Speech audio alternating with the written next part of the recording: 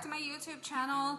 For those of you who are barely tuning in, today we are going to go ahead and make Carnitas tacos. For those of you who don't know how to make the recipe, by the time you get done watching this, you're gonna be a pro at making Carnitas tacos. So if you're a working mom, if you have errands to run, or if you're like me and you have 3 kids who need constant attention even though they go to school and they're constantly hungry and they eat like a tribe, this is the recipe for you.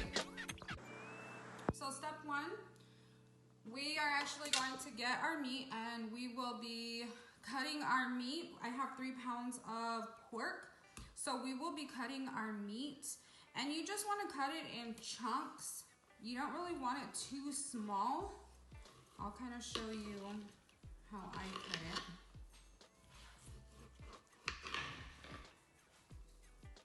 So we will cut it down. So this is pretty, these are just little pieces of the meat, pretty easy. And then you'll cut the rest of it. And that would be step number 1. And you don't want to mix your meat with your veggies. I'm sure most of you know that. So a lot of my stuff's already prepped. I mean, obviously the lime and the orange, you can't prep it. You just cut it open, wash it, cut it open. It's just the meat. I actually took this out this morning because I didn't know that this is what I was gonna cook. So I took this out this morning, threw it in some cold water, and decided this is what we were gonna have for dinner. And that was it. And that was the recipe for today. So we're just gonna throw that in there, throw that in there, all our little chunks. So you don't want to cut them too small because you don't want them to turn into mush, but you don't want them too big because you want all of your ingredients to soak into the meat. So for step number 2, we have our white onion, and this pretty much is going to go in the slow cooker as well with your pork meat, and you're going to cut it into, I would say, about 8 pieces. Gives it some flavor. And then we're gonna throw that in there as well. I don't like that piece. And then this piece we're gonna save for the top. And once we have that done, we're also gonna go ahead and take our garlic and throw that on the top. And then, so as you can see, some of the additional steps, this would be step number 3 or 4. I don't know which one we're on right now. So we're gonna squeeze our lime all in the pork. And you're gonna squeeze both pieces. Just make sure that you have it all over the meat. So we'll do both pieces and get that all nice and soaking wet.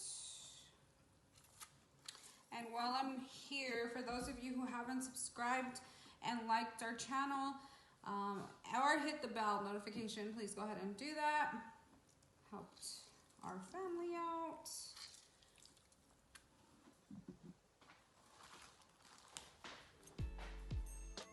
So our second orange, or second piece of our orange is there. So the last step that we have is to add our spices into our slow cooker.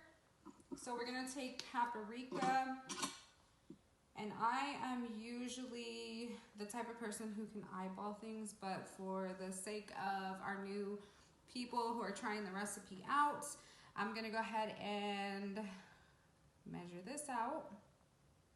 So I would say about a tablespoon of the paprika. And then you're just gonna shake it onto the meat. And then I put oregano in mine. It brings out the flavor in the meat.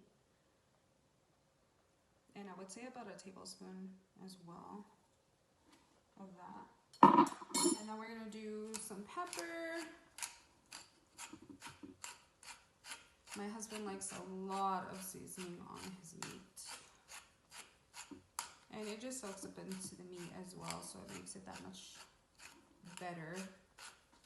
A lot of pepper. And then also you're gonna do salt. Now here, we're gonna do about another tablespoon of salt. But we're also gonna add one more seasoning, and I love to cook with this. And I will show you the seasoning. This. For those of you who don't know, you can add this to pretty much anything. I put it in my rice. I just love the seasoning. So we're gonna put that in there too. And that is pretty much what you're gonna do to prep your carnitas. Once you have everything added in, usually myself, I like to mix everything in just to give it a little toss so that it's not all at the top. So it kind of just, in the crock pot, it pretty much cooks all together. And then at that point, what we'll do is we'll go ahead and stick our slow cooker, our glass pan, we're gonna stick it inside of the crock pot.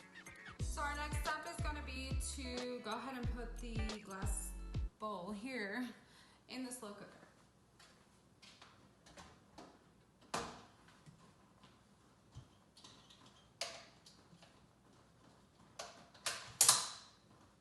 And that's it.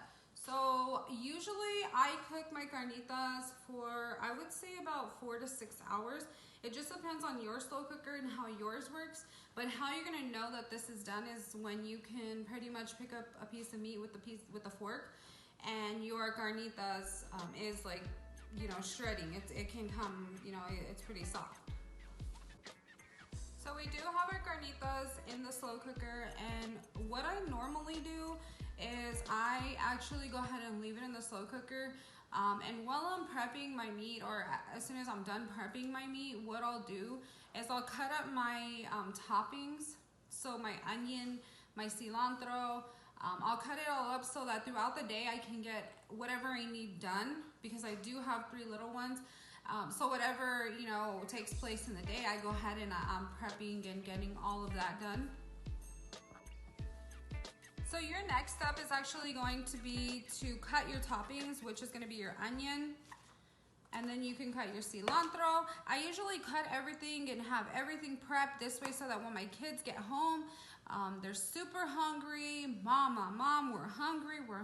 When's dinner done? At least I know when they get home, everything is done. We're ready to put everything on the table.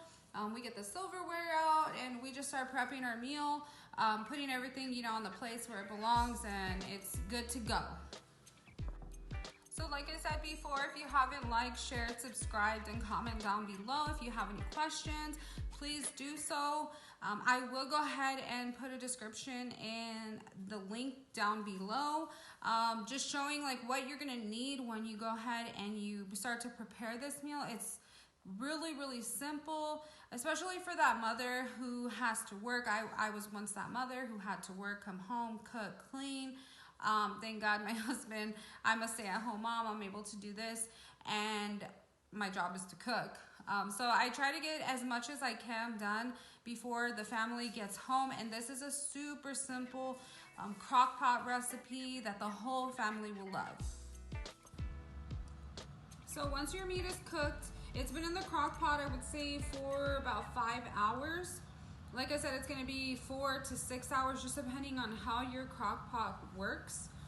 Now we're gonna go ahead and we are actually gonna warm the tortillas, and we're gonna go ahead and top the tacos. So we're gonna place the tortillas in the pan, which I already preheated.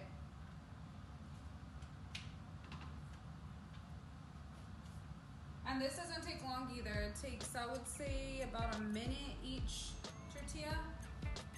So once your tortillas are done, we're gonna go over to the crock pot, and we're just gonna pull out some of the meat, and it's pretty much shredding by itself. And if you want, you can always go ahead and shred it a bit more. But right now, it looks like it's cooked pretty good and it's shredding on its own, which it'll do. So the longer you leave it in the crock pot, the softer it's gonna be and the easier it is to shred. So I'm just looking for a couple pieces. You can also put the onions as well.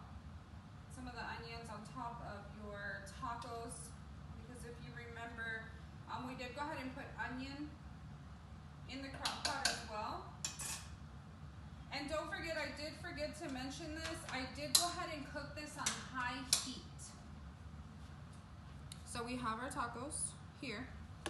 I also cut the cilantro, the onion, and I made some salsa, which you'll go ahead and see in the next video on how to go ahead and make chili piquin salsa. So let me move these. We're gonna top our tacos, and then we're gonna see the finished product.